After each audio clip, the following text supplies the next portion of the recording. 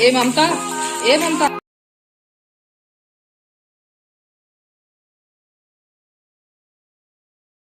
नमस्कार दोस्तों, राधे राधे, सुप्रभात। कैसे हैं आप सभी लोग? उम्मीद है कि आप सभी लोग अच्छे हैं और एकदम स्वस्थ और मस्त हैं। और हम लोग भी अच्छे हैं और स्वस्थ हैं। तो देखिए, बारिश तो हमारे यहाँ की शुरू हो ही चुकी। हमारे यहाँ की क्या, लगभग पूरे भारत में ही बारिश शुरू हो चुकी है। और बारिश के साथ साथ काम भी हमारे ये बढ़ चुके हैं। तो अंदर के काम कम हुए तो बाहर के काम बढ़ गए हैं। और यहाँ पर ना अभी हमारे यहाँ धान की बोनी चल रही है। और अभी तक गांव का जो गाय का झुंड होता है ना, वो इकट्ठा नहीं हुआ है। क्योंकि हमारे यहाँ गांव में एक सिस्टम है कि गांव में सारे गांव के लोग इकट्ठे होकर गांव का कोई एक व्यक्ति ऐसा निर्धारित कर लेते हैं जो पूरे गांव की गाय चराता है। उसके बदले में उसे एक गाय के हिसाब से पैसे दिए जाते हैं। एक गाय की चराई का 50 से 60 रुपये लेता है। तो ऐसे उसको, जिसके घर में जितनी गाय होती है उस हिसाब से उसको पैसा दिया जाता है। तो अभी गाय चराने वाला निर्धारित नहीं हुआ है, जिसकी वजह से गाय अभी ऐसे ही आवारा घूम रही हैं। आवारा शब्द कहना सही नहीं होगा, खुली घूम रही हैं कह सकते हैं। और देखिए, दरवाजे के सामने ना ढेर सारी गाय आके खड़ी हो जाती हैं। और उनका गोबर था तो सारा गोबर उठा के फेंक देंगे हमारे जहाँ हमारा घूरा फेंका जाता है वहाँ पर। और ये जो गोबर है, ये मेरे हस्बैंड ने इकट्ठा यहाँ कर दिया था।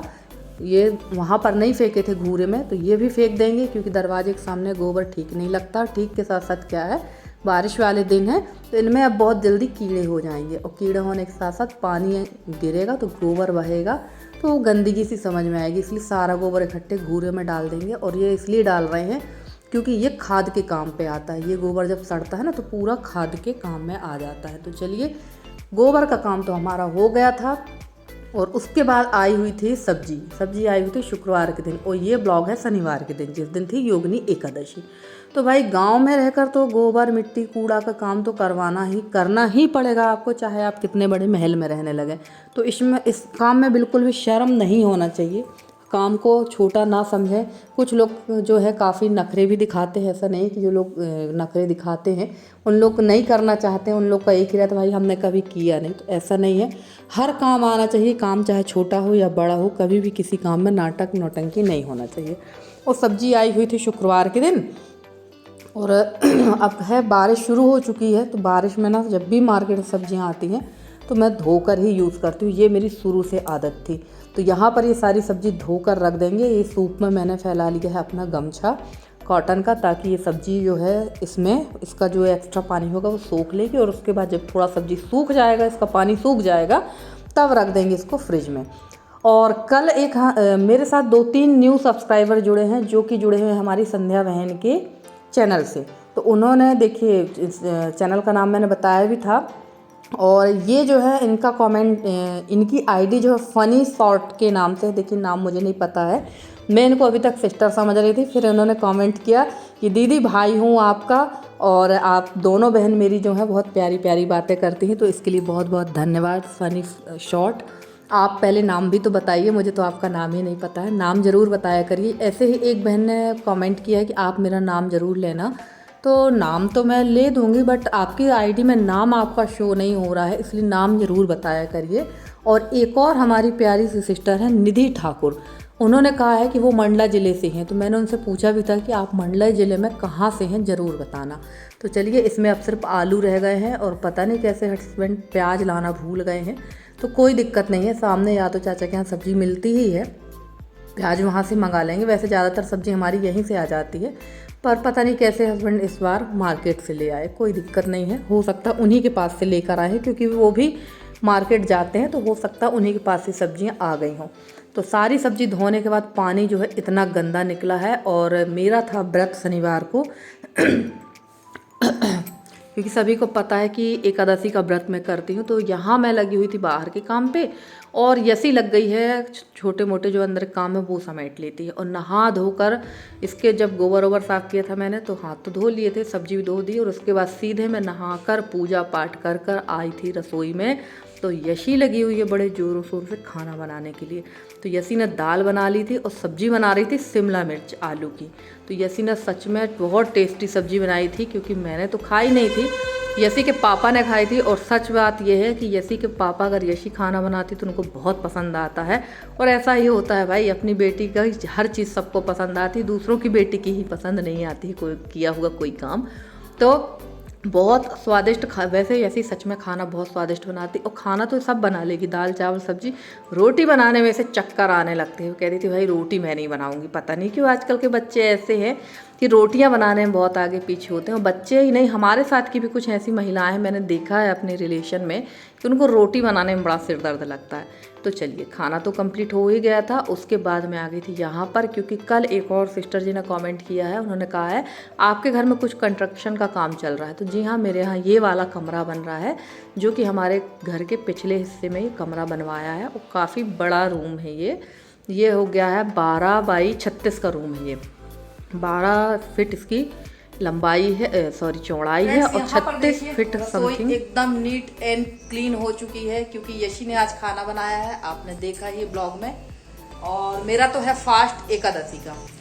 तो चलिए थोड़ा बहुत अपनी भी व्यवस्था कर लेते हैं। अपनी व्यवस्था क्या करना है, साबूदाना वगैरह भिगो देते हैं शाम के लिए, और देखते हैं क्या खाते हैं इन लोग, क्योंकि व्रत हमारा रहता, फरमाइश इन लोग की रहती। चलिए पूछते हैं यशी से, यशी क्या खाएगी। क्या खाओगी यशी? साबूदाना के बड़े या साबूदाना? और फलाहारी आलू अंडे खाओगी क्या? नहीं, तुम बताओ। आलू अंडे। ये देखिए, सारा काम निपटाने के बाद बिटिया रानी अब आराम कर रही है। और आज इसने ना बहुत हेल्प की है, बहुत ज्यादा हेल्प कर दी है। क्योंकि सुबह मैं उठी थी, पोछा वगैरह का काम कर लिया था रसोई में और पूजा वाले घर में। और ना थोड़ा सा कफ की प्रॉब्लम हो रही है। और इसने जब तक मैं पूजा पाठ में लगी थी, इसने पूरा खाना कंप्लीट कर लिया। और इसके पापा खा के जा चुके हैं, यशी भी खा चुकी है। और इसने यहाँ काउंटर भी पूरा साफ कर दिया है। तो चलिए हम अपना काम कर लेते हैं और देखते हैं शाम को आज फलाहार क्या बनेगा, तो वो भी आपके साथ शेयर करेंगे। तब तक मैं कर रही थी पीछे काम कुछ नहीं, वहाँ सिर्फ देख रही थी। पूजा पाठ जब मैं कर रही थी तब तक यशी का खाना कंप्लीट हो चुका था। और जब तक मैं पीछे वहाँ अपने मिस्त्री लोगों के पास गई थी काम देखने के लिए, बताने के लिए, तब तक यशी ने सारी रसोई की सफाई कर दी थी। अब हम कर लेंगे अपना फलाहारी काम। तो सबसे पहले आलू उबलने रख देंगे और थोड़ा सा साबूदाना भिगो देंगे। ये मोती वाला साबूदाना है, ये खाने में तो मुझे अच्छा लगता, बस यशी को पसंद नहीं आता। और मेरा विचार था कि आज बना लेते हैं साबूदाना के बड़े। तो यशी को तो खिचड़ी खाना है भाई। इंडिया में एक क्वालिटी बहुत अच्छी, व्रत हमारे यहाँ किसी का भी हो, साबूदाने की खिचड़ी पूरा परिवार खाएगा। यानी जहाँ आपका 100 ग्राम में काम चलने वाला है, वहाँ आपको 1 किलो साबूदाना भिगोना ही पड़ता है। तो वैसे इसके पापा नहीं खाते हैं साबूदाना, बहुत लिमिट खाते हैं। खाने का शौक़ तो है, पर लिमिट ही हर चीज़ खाते हैं।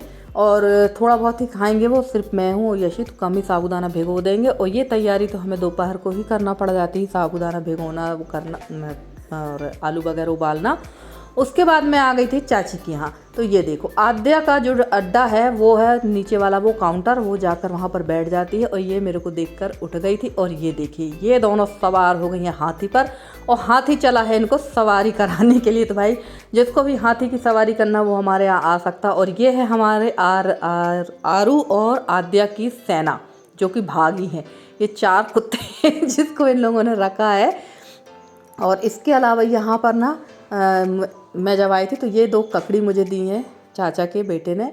और ये देखिए, ये यहाँ पर बढ़िया शान से घूम रही थी। तो थोड़ी देर कभी कभी क्या, लगभग दिन में एक बार, 2 दिन में एक दिन नहीं गई तो दूसरे दिन यहाँ पर आती ही हूँ। और अब मैं मिल रही हूँ सीधे आपको शाम के समय पर, क्योंकि फलाहार जल्दी बनाना है। क्योंकि शाम टाइम ना कीड़े बहुत ज़्यादा हो जाते, जो चिड्डे होते ना पंखी वाले, वो बहुत ज़्यादा मात्रा पे हो जाते। तो समय हुआ था यहाँ 4 बजे का, और मैंने शुरू कर दी थी तैयारी। और आज पहली बार साबूदाना की खिचड़ी में उबले आलू से बना रही हूँ, वरना मुझे उबले आलू की खिचड़ी सिर्फ एक ही जन के हाथ की पसंद आती, वो मेरी चाचा की बेटी। सामने आपने देखा ना, जो चाचा जी का घर है, उनकी बेटी ने बनाई थी, गजब की खिचड़ी बनाई थी उसने, वो बहुत अच्छी थी। और कोशिश की थी मैंने उसी तरह की बनाने की, बनी तो ठीक थी, पर वैसी नहीं बनी जैसी उसने बनाई थी। अब वो जब भी आएगी तो मुझसे ज़रूर बनवाऊंगी कि भाई वैसे ही साबूदाना की खिचड़ी बनाओ। और फटाफट से मैं साबूदाना की खिचड़ी बना लूँगी। और उसके बाद बनाऊंगी अपने लिए फलाहारी आलू बंडे, क्योंकि ना एक ही चीज़ खा खा के ना ऊब जाते हैं। और व्रत में ना सच बता रही हूँ, ज़्यादा ऑयली खाने का मेरा मन तो नहीं होता है, इसलिए साबूदाना की खिचड़ी और कभी कभी ये जो आलू मंडी भी बना रही हूँ ना, मन था नहीं, पर मेरे पास ना सिंघाड़े का आटा बहुत ज़्यादा रखा हुआ है और रखे रखे वो हो जाएगा ख़राब, तो उपयोग भी करना पड़ेगा। और मैं जब अकेले व्रत करती हूँ ना, तो कभी मैं साबूदाना की खिचड़ी बना लेती हूँ, कभी आलू बंडे बना लेती हूँ, कभी भजिया बना लेती हूँ, तो यही चीज़ बना लेती हूँ। और वैसे ना मुझे राजगिर की रोटी भी बनाना थी, पर राजगिर का आटा यानी आपके यहाँ उसको, हमारे यहाँ राजगिर कहते हैं, आपके यहाँ कुछ और कहते हैं, मैं देखिए भूल गई उसको, तो रामदाना, आपके यहाँ रामदाना कहते हैं, उसका आटा मेरे पास था नहीं।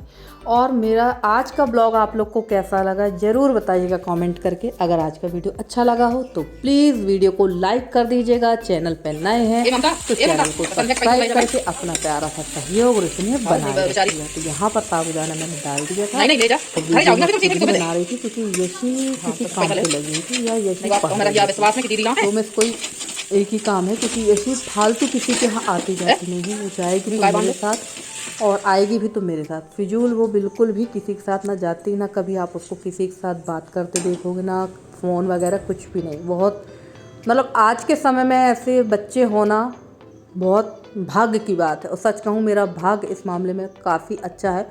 ईश्वर करे ऐसा ही आगे मेरा भाग्य बना रहे, क्योंकि जीवन में ना आपके पास कितना भी पैसा हो, कितनी भी सुख सुविधाएं हैं, अगर आपके पास संतान का सुख नहीं ना, तो आप किसी भी प्रकार का सुख आपके जीवन में नहीं है, आप बिल्कुल दुनिया के सबसे ज़्यादा दुखी इंसान हो।